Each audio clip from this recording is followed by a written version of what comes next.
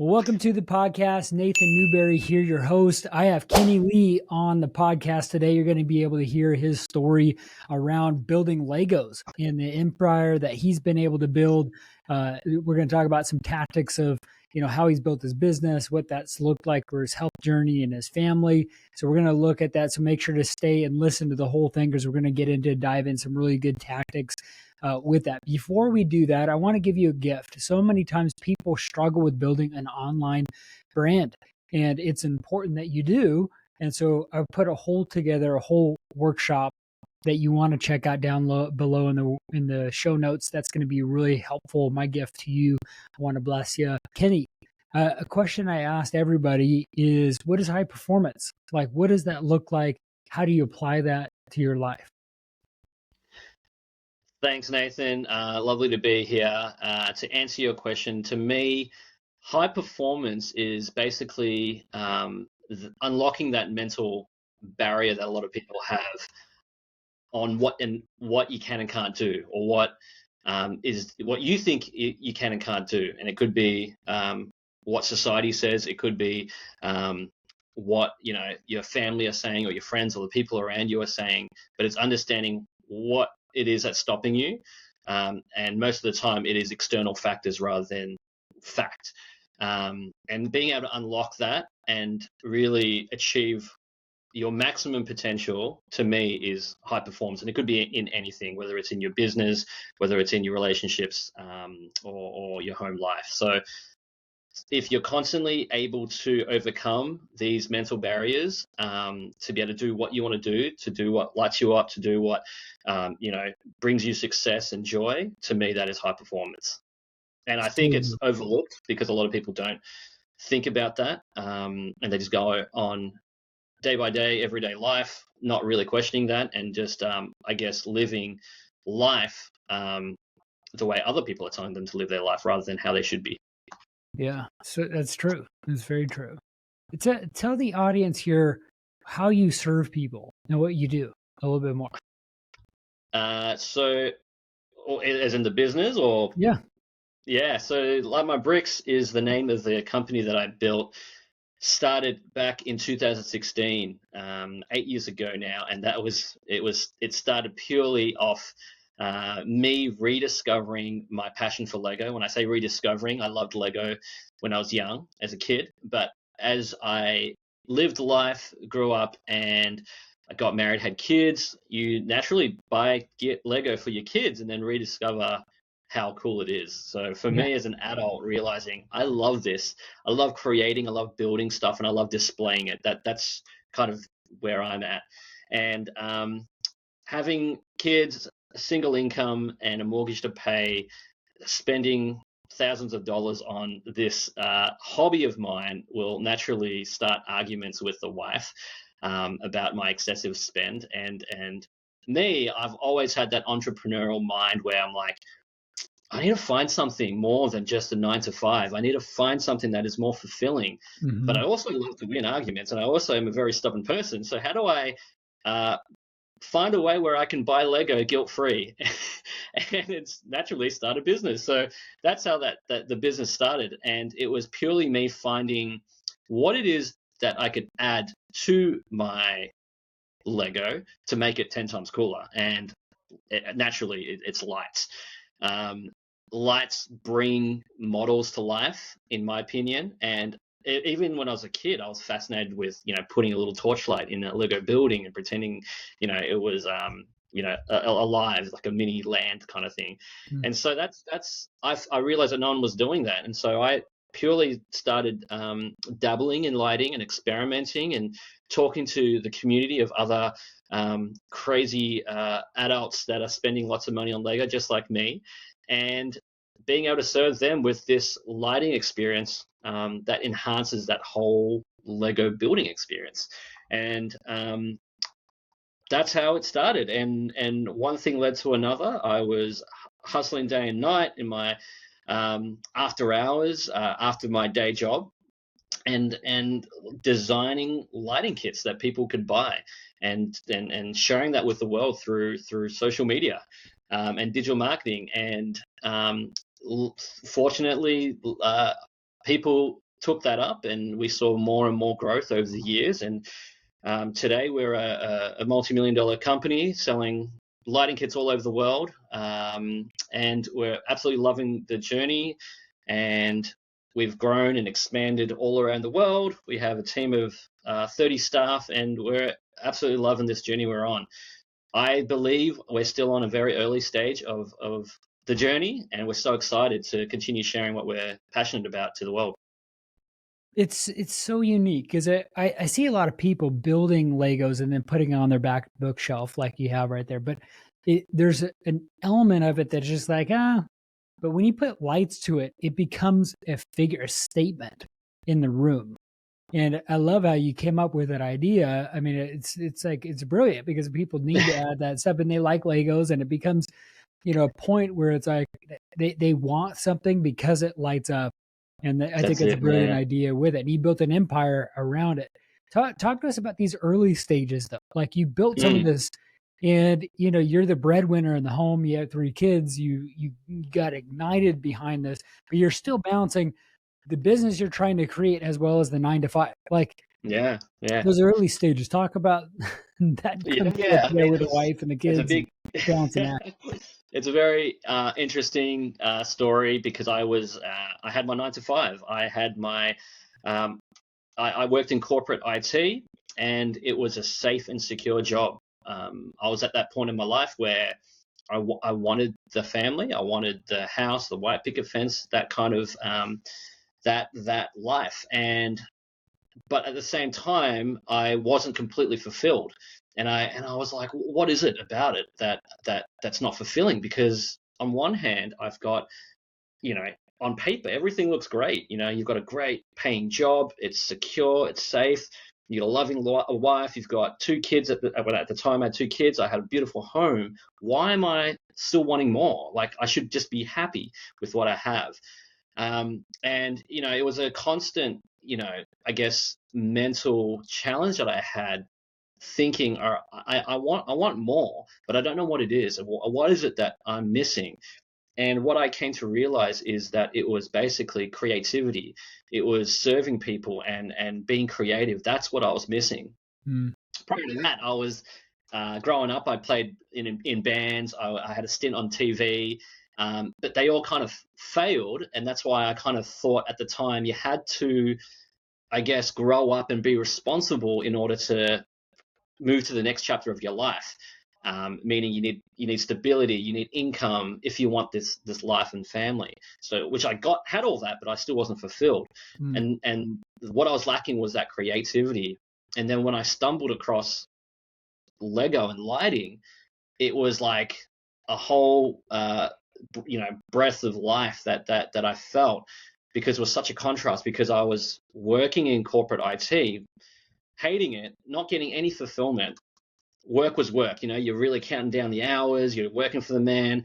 You couldn't wait till the weekend. You couldn't wait till 5 o'clock. And then I'd come home and I'd be working on my passion project. And work is not work. You know what I mean? The next thing you look up and it's like 3 a.m. in the morning. You're like, where'd the time go? It's because you're so fulfilled in creating something. Mm-hmm. I was producing lighting kits. I was, advertising. I was selling our products to a point where it was not a grind, because it was something that I loved to do.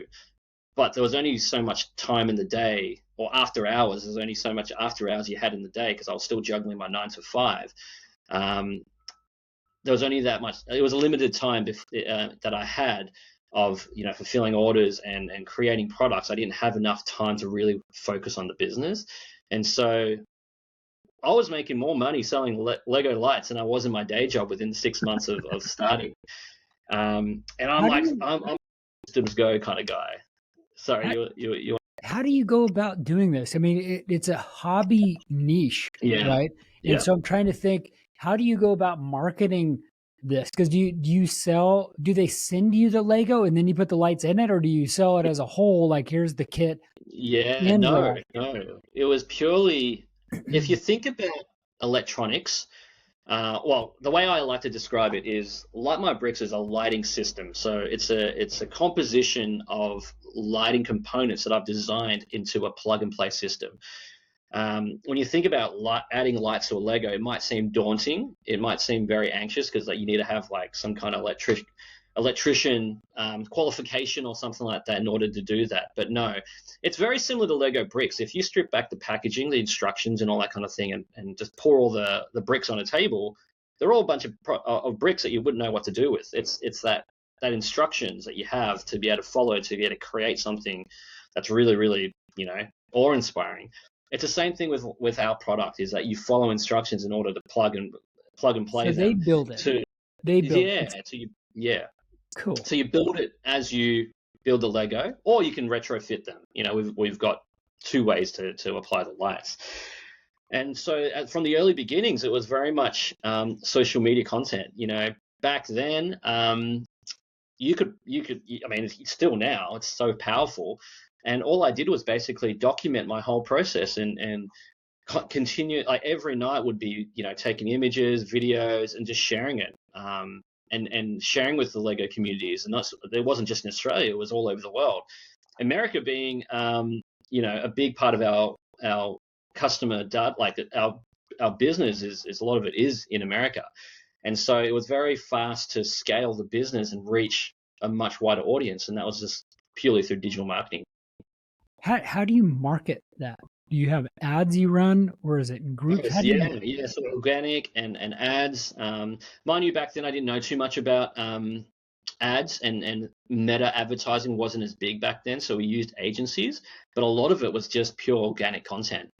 And the way I used to hustle was take images, post it, hashtag, look up those hashtags, continually follow other people, talk to them, and then once you it's a very simple tactic that I applied back then, is once you start talking to people, once you like their photos, they immediately see who liked their photo or who commented, and they automatically check you out. And so it was just a constant hustle of just looking online and checking out like everyone who was sharing Lego, their passion project for Lego, getting in with them, and then word of mouth. And because no one was doing lighting at the time, no one really had this end-to-end product that you could buy. So for us, it was, because we were the first players in the market, it was a big take-up and a great take-up. And the more Lego put out, the more lighting products that we would create for these sets. And a lot of people don't just have one set at home, they have multiple sets. So all they did was basically try a lighting product from us, realized that they loved it, and there you go. You would see the customer journey come in and buy more and more and more. And as Lego produced more products, we will produce more products. So it's been very fortunate that Lego have also almost changed directions in their marketing and catered more towards adult consumers. And that's who we are targeting as well. Do you still do that organic approach? Do you still do that organic approach, or you're liking people, you follow hashtags and you like them? I don't do that as much anymore. That was what we did to get, I guess, a bit of cut through back in the day. Now it's a lot of it is just purely, we've spent the last, since we started building this brand, that we are just creating both organic content, not so much that hustle effect where we're liking other people's posts and stuff like that. We're not doing that so much. We're pumping a lot through digital advertising, paid media, and organic content. That's amazing, man. And what do you feel like is getting you most results? Is it from paid or is it from organic? Do you think that's giving you the most reach? Different periods, I would say, it has been different. So at the early beginnings, it was very much that organic content strategy. But in the last probably 18 to 24 months, it really has been the paid strategy that has really helped us scale and really taken things to new heights, which I wouldn't imagine without. Are you doing some to keep your clients? Are you doing some back end promotions or emails or other things like that? I wanted to kind of get into the tactics there of how that all looks out. I think retention has been a huge driver for the success of the business, because our customers are one of those where, and I'm very big on the make that first time experience for your customer the best possible experience, no matter what it is. Go above and beyond for that customer, and make that first time experience as pleasant as possible, because once they're in and they have a great experience, the chances of having a repeat customer for life is very high. Mm-hmm. And so once we get over that first step and giving them that best experience, we offer loyalty. We have a loyalty program. We have an email flow database, and it's all about education as well. We try and educate our customers as much as possible to tell them what the possibilities are with our product and why. So a lot of that is brand building as well, educating them on our team, the design process, how we work as a team, who are the people behind Like My Bricks, not just me, but who are, what is our team made of? And that is evident when you look at our socials as well. So customer retention is a huge thing for us, and it makes up a good 30-40% of our business, is that repeat customer rate, and that's growing. And I believe, like I said, that customer journey is, and it's similar to Lego. When someone gets into Lego as an adult, they'll buy one, then they'll buy another, and Lego are continually putting them out, and before you know it, they have a shelf or a display that's much bigger than what I have in my background, for their favorite models, and to have them light it up is even better. So it kind of goes hand in hand with giving you the ultimate display, is what I call it. Yeah. Being an IT background, I can imagine you have some of these systems and databases in your back of your mind of how you build the infrastructure. But I try to think of like business in like 4 buckets. Like you have to know how to market yourself, which you learn how to do. You need to know how to do sales, to like sell your service or product, right? And then you need to know how to do the fulfillment, right, of fulfilling that, which is a whole thing. And then knowing how to design and implement and manage systems, operations, and people. So I can only imagine, like the very beginning, it was just you, like doing the fulfillment. And now you have like 30 to 40 employees. Like talk about like that dynamic of things and skills that you've had to learn over the 8 years you've been in business that really had to stretch you in different ways to help you grow into the multi-million-dollar business that you have right now. Yeah. Look, at the time I started, I didn't know what the heck I was doing. I'm a customer myself. So being in IT, it was in IT customer service. Prior to that, I was in a range of customer service roles, from retail to different call centers, that kind of thing. So I've always thought from a customer point rather than from the business point. I'm always thinking, what do I want if I'm a customer and I'm buying a product? What experience do I want? And that's how I've always kind of started thinking about how, like, and running the business. It's always been, what does the customer see? Being in IT, I was managing a team of IT technicians, so I'm very strong on that customer focus. But then you learn about, like, what are the systems? How do you track things? How do you inbound, and how do you record everything? Then how do you analyze data? So those, I guess, soft skills that I learned there really helped me learning and growing this business. But then when you're doing the business, you have to do everything. I was a one-man band. I was dabbling in customer service. I was, fulfilling orders. I was looking into what are the best systems. Whatever the hurdle was, I've always been, how do I save time? How do I, rather than, working 30 hours a day or whatever it was, how do I basically minimize that and fast track things by investing in systems?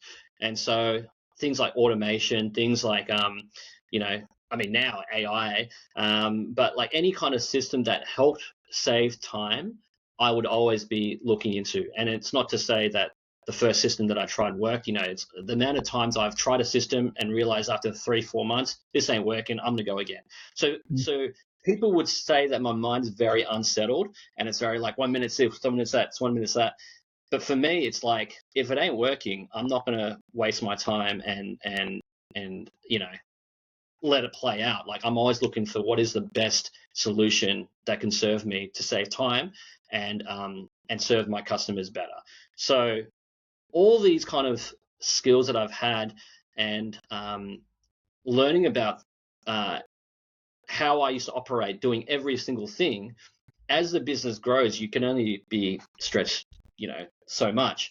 And then it's looking at, okay, how do I guess, bring people on who could be better than me at that particular field, to then take that off me to then free up my time. Similar to what Dan talks about, how do you buy back your time? How do you leverage the resources that you have to then be able to free your time up to then concentrate on growing the business and focus on strategy or whatever it is that you might need to do to free yourself, basically. And I love that you brought that up, because I think so many times we think of time as a commodity when it's not, right? And this is what I mean by it, is we could always make more money, but the last thing on our deathbed is that we wish we had more time with the loved ones and the things that we want to do and treasure. And the fun part about business that I think we get caught up with, for all the listeners here, including myself, is we're obsessed about an undefined goal of growth. And so we're always on this hunt for nothing. And we're never satisfied for the status quo, right? And when we buy back our time, it allows us to really grow, to build our teams, to think about growth in more of a strategic way that allows you to leverage more of what you're trying to accomplish. And I think people don't have that buyback loop of replacing it by learning something new. How have you applied some of these principles of buy back your time? Have you invested in AI or other tools or other consultants? How do you go about really kind of developing a game plan for growth? Yeah, if we fast forward to, I guess, 12 months ago or 12 to 18 months ago, when I started learning about Dan's principles and the way he operates, mine has been all about people, investing in people, and how do I basically but how do I let go of some of the things that I could be delegating to other people within my team that they could easily do, that would free me up. So, part of it, as we have expanded over the years, has been building, finding, for example, admins and assistants to take a lot of the day-to-day management of, your inbox and, that kind of, like, the calendars and all that kind of thing off my plate, not just for business, but also personally. I never thought about that. I always thought, when you're buying back time, it always has to be with work stuff or stuff to do with business. But learning about, no, there's other things that you spend so much time on for your personal errands or phone calls or whatever you need to make. I was like, that was a huge unlock for me. So being able to delegate that to an assistant here has been a complete game changer for me. It saves so much time. And so for me, it's been part of that. And it's also building out what I call like a leadership team, finding experts in the areas that I could find that they can do a job better than I can. For example, in logistics and supply chain. If I can find someone who's an expert at that and can do it better than I can, I would rather invest the time there so that I can free me up to doing the things that I'm better at that no one else can do. Leading the company, running the company, talking to, doing PR, being that sales ambassador for the company, working on my personal brand that is kind of in parallel to building the Like My Bricks brand as well. These are things that I love doing, and not just that. It's the time I have with my family, and especially having young kids. I love having that time where you can at any time be so involved in their world, whether it's like, and I love it as well. Like, seeing what's happening at the school or their extracurricular kind of programs that they have. I'm always present. And I love that. It's the freedom of having that without feeling guilty that you're not working on your business, because there are times that you can do that, but then there are the guilt-free times where you can just spend with your kids. And I love that. And it's one of those things where, you get so much fulfillment from, and not feel guilty, and where a lot of, I guess, other people are, I guess, caught in the rat race, and they don't have that time to be able to spend with their families, or their loved ones, or whatever it is. And to your point, when people are saying that they just wish they had more time, I've been able to apply all these things to give me what I call my my dream life or my ultimate life, because I've been able to, again, buy back my time, build the company, and then focus on things that I love to continue to grow the company at the same time, being able to spend the time how I want to spend it. Not just through family, it's also on myself as well. And I truly love that, because a lot of people, as they get older, they're like, I don't have the time to do this, I don't have the time to do that. But I do, and I'm very fortunate for that. And it's something I'm always talking about at home with the family, of being grateful that where we are today is because of certain things that have happened. Yeah. Talk about the very beginning of that grit and grind to do what it takes to build this. Because I think sometimes people bypass that story of success without those trade-offs of sacrifice in a way that you had to give. And for sure. Yeah. When I first started, like I said, it was, I was not a workaholic. It's not the right word, but basically to describe the life I had when I first started, it was your 9 to 5, you come home, you spend the time with the kids, and when everyone's in bed, that's when you start really working on the business, doing everything.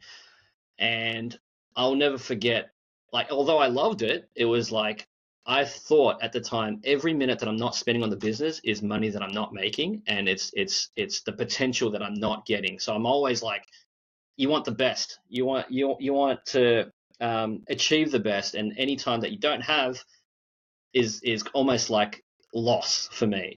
And so it was a good couple of years at the very beginning where I was just always working. And it's not all like, yes, this is the best thing ever. There's times where things weren't working. There were very stressful times. There was money being lost. But for me, I've always, I guess, been a risk taker in that regard, where if I'm not trying it, I will never know. And so there's a lot of learning from mistakes. And I think everyone in business, you go through that, and that's okay. And being and understanding that is what you have to go through in your entrepreneurial journey to really, really reap the benefits later on down the track. Because yes, you have the grind where you're just constantly working on you are sacrificing a lot of time with your loved ones and all that kind of thing. And I think that's where your family and your support and the people around you, well, you're like, when I say the people around you that matter the most is your relationship with your spouse or your partner or whoever it is. They have to be 100% on board. If they're not, it makes it really, really difficult. I'm not talking about your friends or whatever circle, because that's another story where they will be like, who is this person? They're just always working, and it's very difficult to be able to block that out. But if you can, that's where you can really focus and understand that and understand that it's okay for them not to understand that kind of thinking around that. But like I said, it's no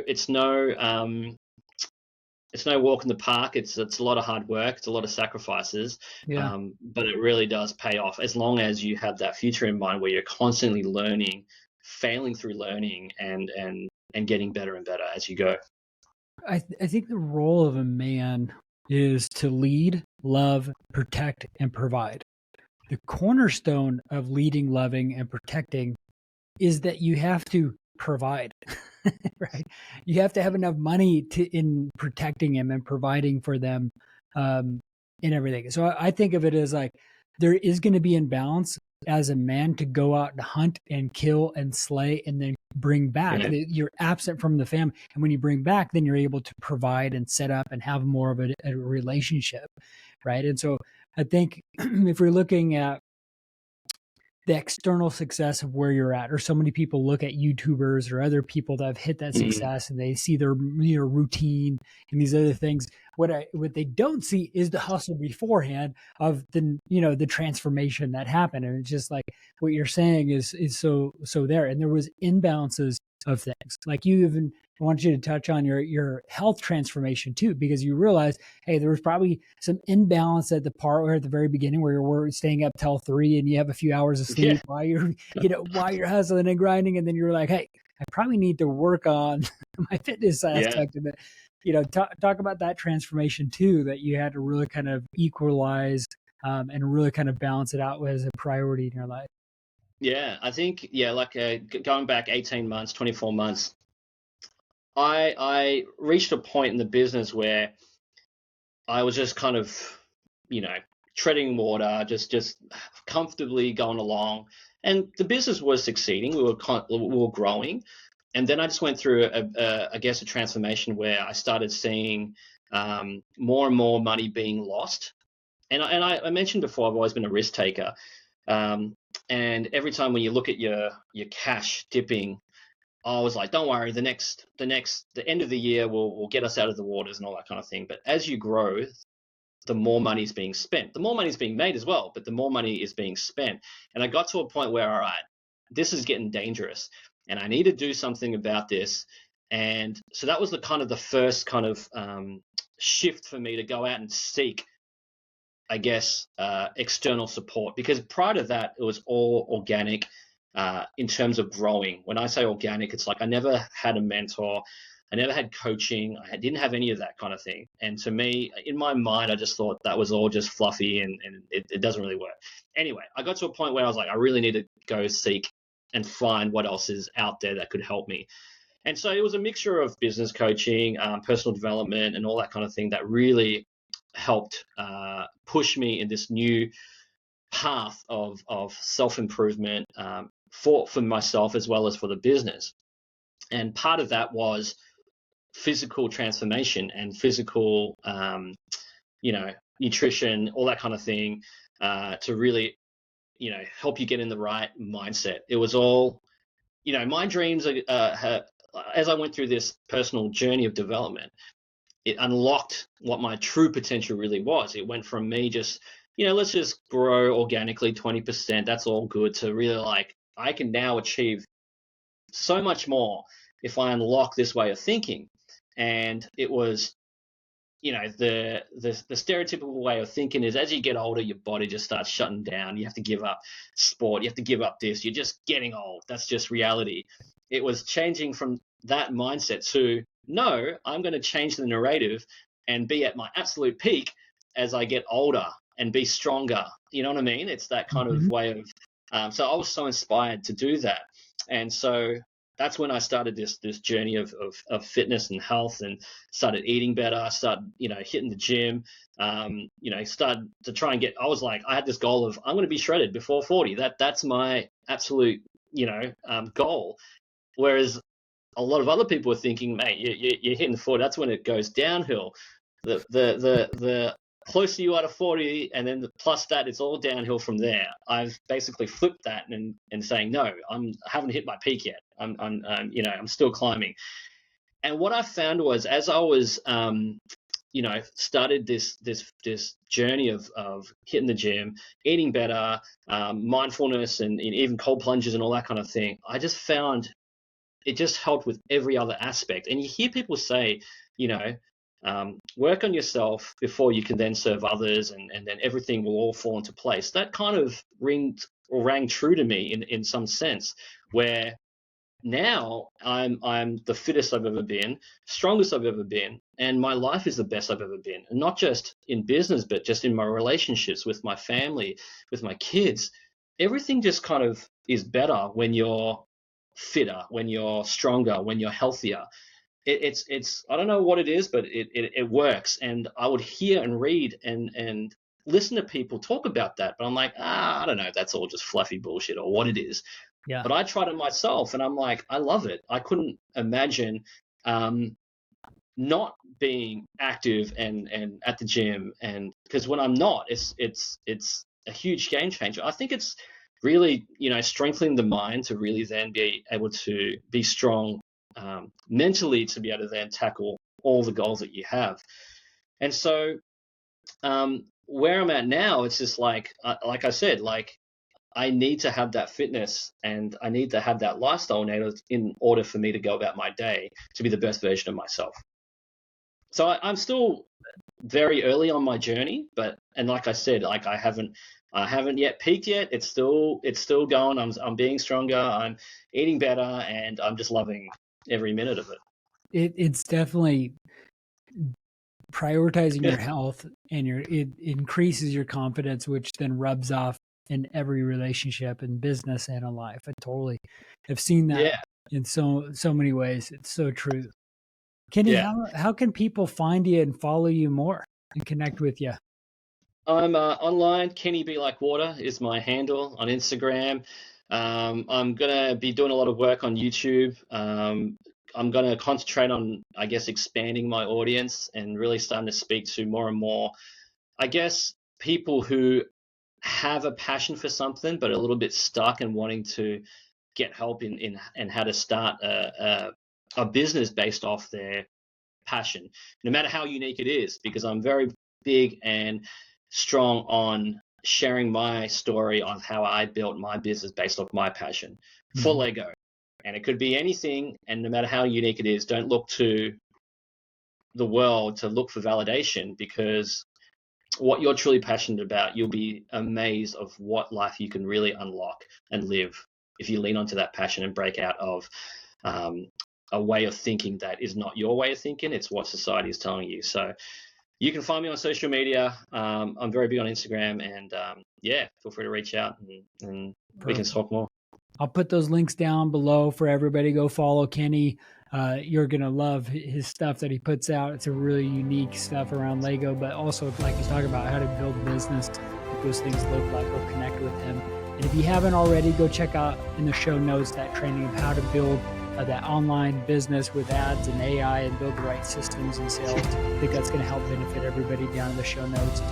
Thank you again for listening into the podcast here, and we will see you on the next episode.